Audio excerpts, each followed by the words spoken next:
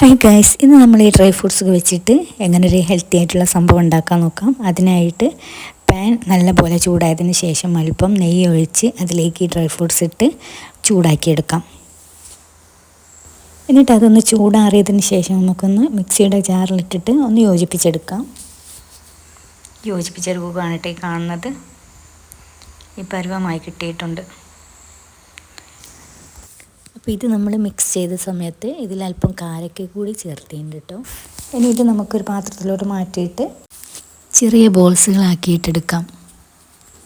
ശേഷം നമ്മൾ ചെയ്യേണ്ടത് അരി വറുത്തതിന് ശേഷം ശർക്കരയും ജീരകവും ഒക്കെ ഇട്ടുണ്ടാക്കുന്ന അരിപ്പൊടി ഉണ്ടല്ലോ, അതിലിട്ടിട്ടൊന്ന് കവർ ചെയ്തെടുക്കാം.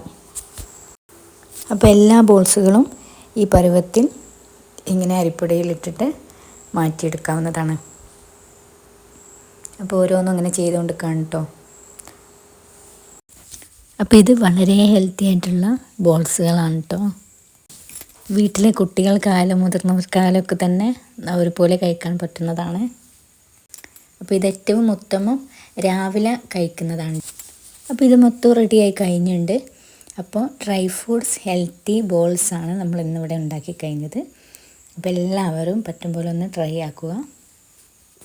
അപ്പോൾ ഇതൊരു പാത്രത്തിലിട്ടിട്ട് നല്ല പോലെ അടച്ച് വെച്ച് ഫ്രിഡ്ജിൽ സൂക്ഷിക്കാവുന്നതാണ്. അപ്പോൾ വീഡിയോ ഇഷ്ടമായെങ്കിൽ ലൈക്ക് സപ്പോർട്ട് ചെയ്യുക കേട്ടോ.